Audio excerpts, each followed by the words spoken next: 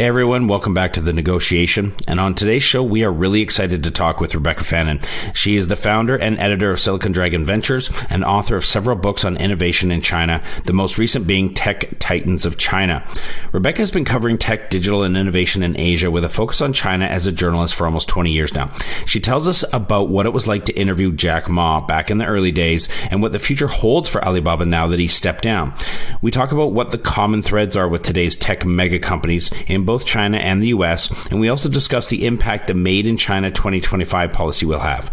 We talk about what industries China's innovation may be ahead versus where the Western worlds are, and Rebecca touches on what she thinks some of the biggest mistakes being made are when foreign companies try to enter China. Rebecca, what does China or a Chinese company do that really impresses you, and why? I think I'm impressed by the Chinese companies that are going outside of China now and going global. I'm thinking of companies such as Pinduoduo, the social commerce company. I'm thinking of TikTok, that is in the short video forms. I'm thinking of Xiaomi, the smartphone maker. I'm thinking of DJI, the drone company. So I think these are leading edge companies that are poised to become more prominent globally, not just China.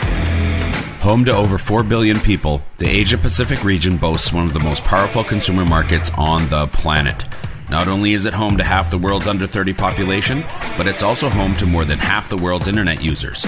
It's a market no globally minded brand should ignore, but entering markets like China is no easy task. Just ask the likes of Microsoft, Google, Uber, and Facebook.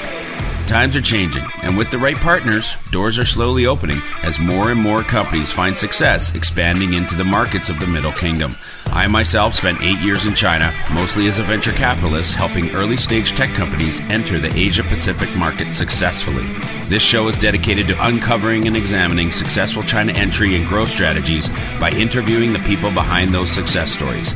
My name is Todd Embley, and welcome to The Negotiation, brought to you by WPIC Marketing and Technologies. Rebecca, welcome to the show. Thanks for coming on The Negotiation today. Oh, no, I'm happy to be here. Take us back a little bit, back to the early days of how you entered China. What initially brought you into China? How did you end up there? Well, I was a journalist in Silicon Valley, and I had also worked in Hong Kong for various publications. I was international news editor at Red Herring magazine during the dot-com boom. And then during the dot-com bust, the money dried up in Silicon Valley, and the Sand Hill Road players, they started looking over the other side of the ocean to China and also to India. And I followed them and followed the story into China, into India, and wrote about a number of the entrepreneurs and the venture capitalists who were funding them. So it was really very early, talking about 2001, 2002. And back then, it was a lot easier to get in to see people like Jack Ma of Alibaba and Robin Li of Baidu. And I interviewed them and many others in the startup scene and tech scene in China early on. And that's how my first book developed, Silicon Dragon. Right. And you've just released, what is this, your third book now, Tech Titans of China?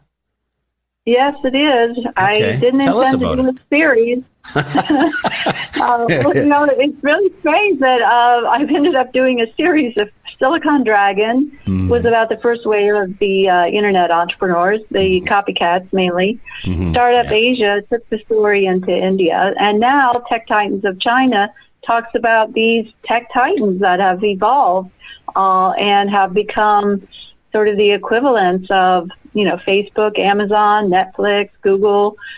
They have grown up to be giant companies, and Alibaba and Tencent rank among the 10 most valuable publicly traded companies today. They are big patent filers. Huawei is a big patent filer. These companies have grown up, and the venture capital alongside of them also grew up. So the whole China tech scene has been on the rise for the past decade. And so I wrote about that. Did you find that maybe a lot of these companies, is there some commonalities between tech these mega companies that are growing up in China versus the rest of the world? Oh, yeah. I mean, they have similar growing pains. They have similar challenges. They have similar opportunities.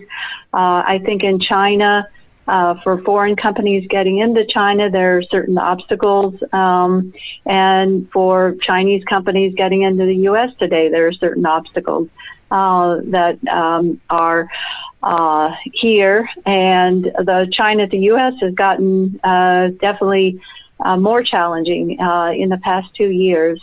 So I think we're seeing some new impact from other areas on the startup scene in China that wasn't there maybe 5 years ago, but has come into play in the last 2 years.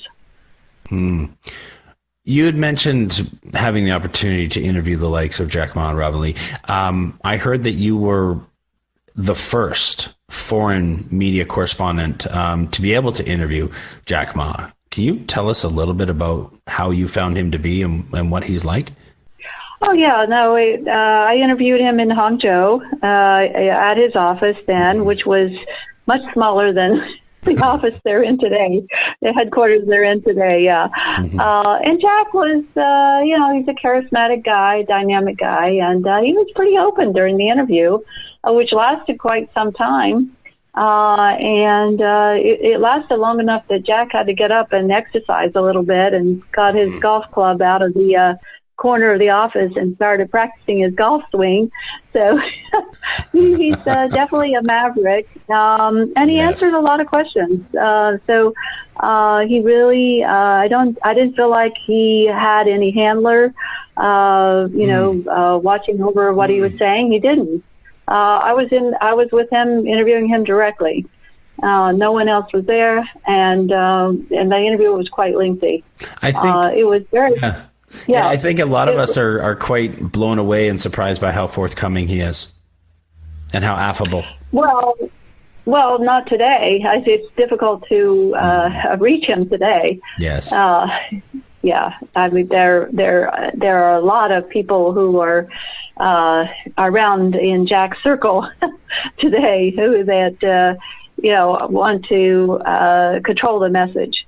Yes. I think when I see him on stage at the World Economic Forum or some things, I'm always so impressed at how open, how charismatic, as you said, he is, and how well he speaks. Oh yeah.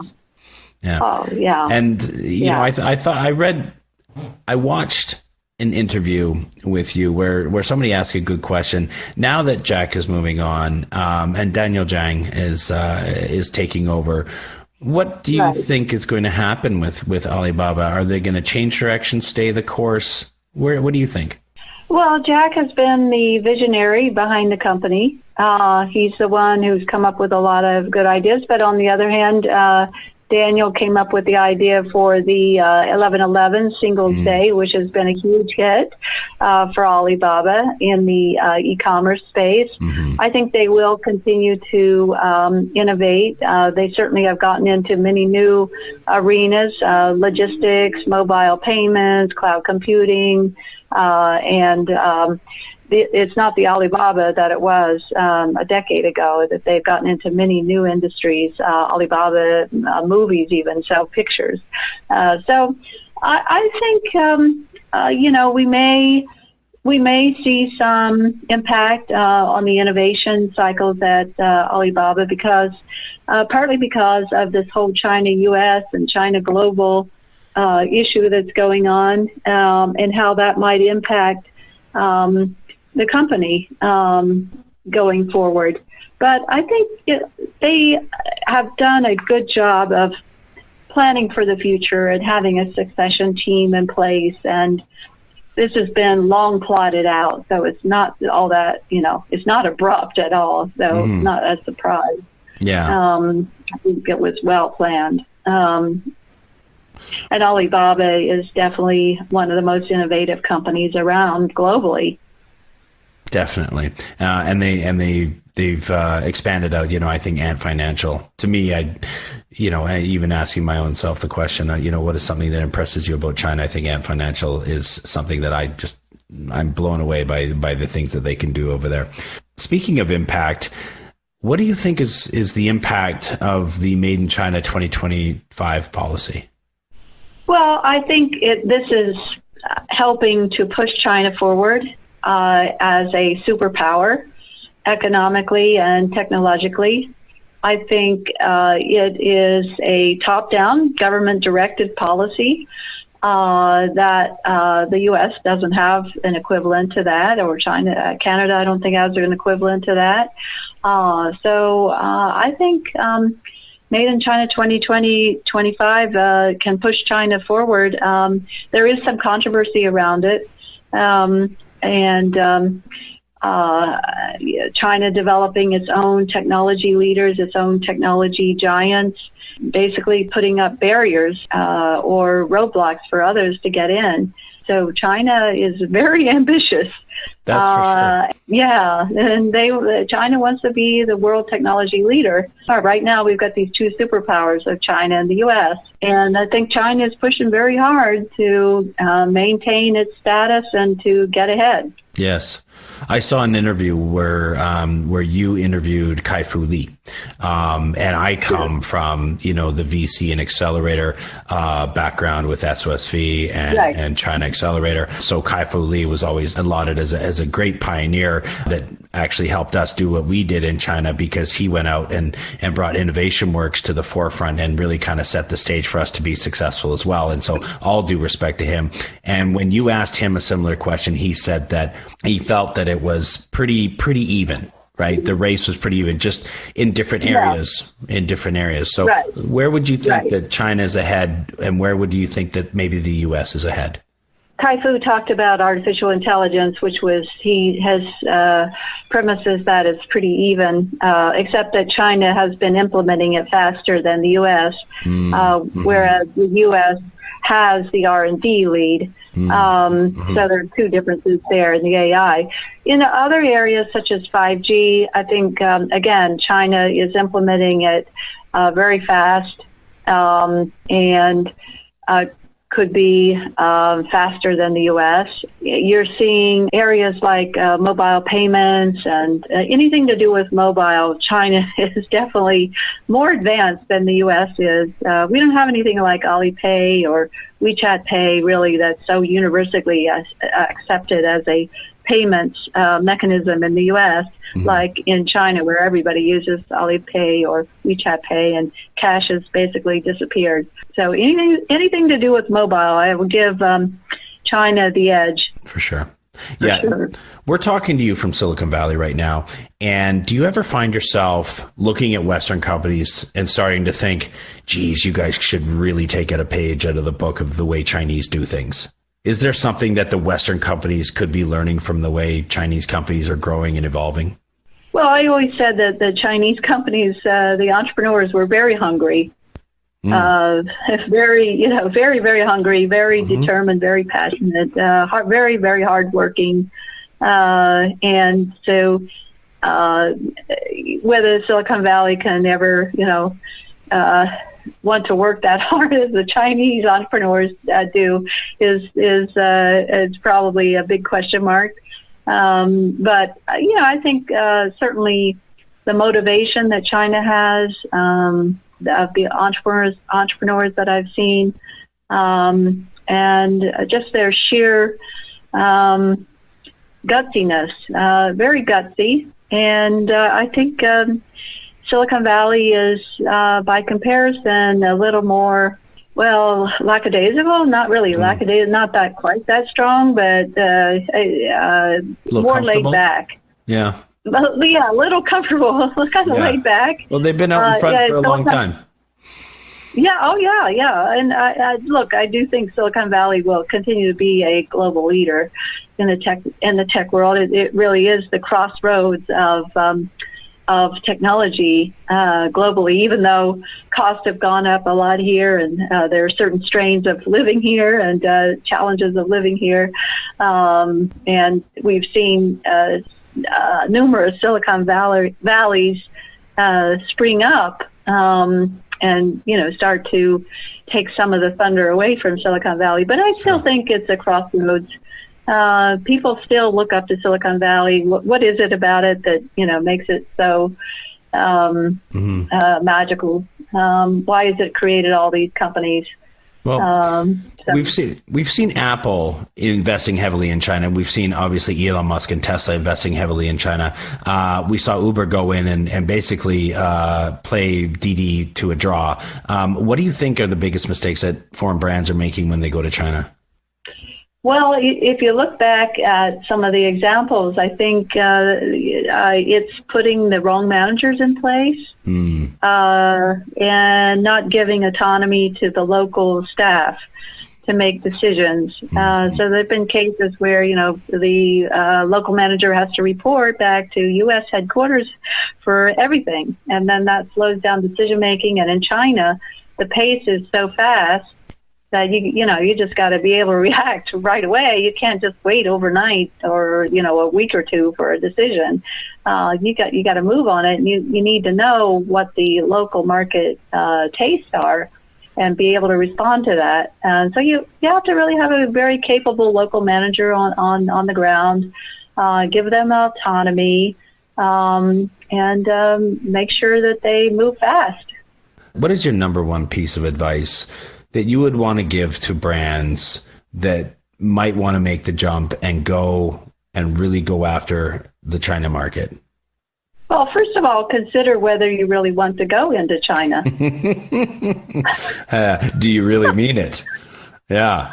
Right. Do you really, are there other markets that could deliver for you as well as China, or perhaps better? Because the challenges of China are more pronounced than other markets. So you got to really want to go into China. You have to have a real strong strategic reason to go into China, and be willing to stick it out. Don't just go in and try it for a year and then give up. You got to have the willpower. Okay, that's an excellent answer and genuinely delivered. So thank you, Rebecca. Please let our audience know the best way to get in touch with you, your company, where to buy your books, or perhaps even follow you on social media so that they can, find more of your content. Oh, sure. Yeah. Well, for my book, Tech Titans of China, it's on Amazon and it's at all fine book retailers. The audio version is out. The Kindle version is out. The print version is out. It's done very well because of the U.S.-China issues right now. Look, I think listeners can find me at my website, SiliconDragonVentures.com, and that gives a lot of resources, a lot of our videos, our events, our news. So it's a good resource. It's a great place to stay up to date on China from what I found. Oh, well, thank you. On social media, we're on all the platforms, at Silicon Dragon, on Facebook, Twitter, etc. Okay. So we're pretty easy to find. And it's been really nice chatting with you, and thanks for the opportunity. Thank you, Rebecca. Much appreciated. Growing a company is hard. Doing it in a foreign market? Exponentially so. The best piece of advice I can give you is not to do it alone. When you start looking across the pond for further expansion possibilities, and I sincerely hope that you do, make sure you choose the right partners to do it with. My good friends at WPIC Marketing and Technologies have almost 20 years of experience helping brands just like yours enter China. I hope you enjoyed this episode of The Negotiation, and if you're interested in being a guest or want to connect with me or any of our team, please reach out to us at podcast@wpic.co. And be sure to rate, comment, and subscribe wherever you get your podcasts. Zaijian.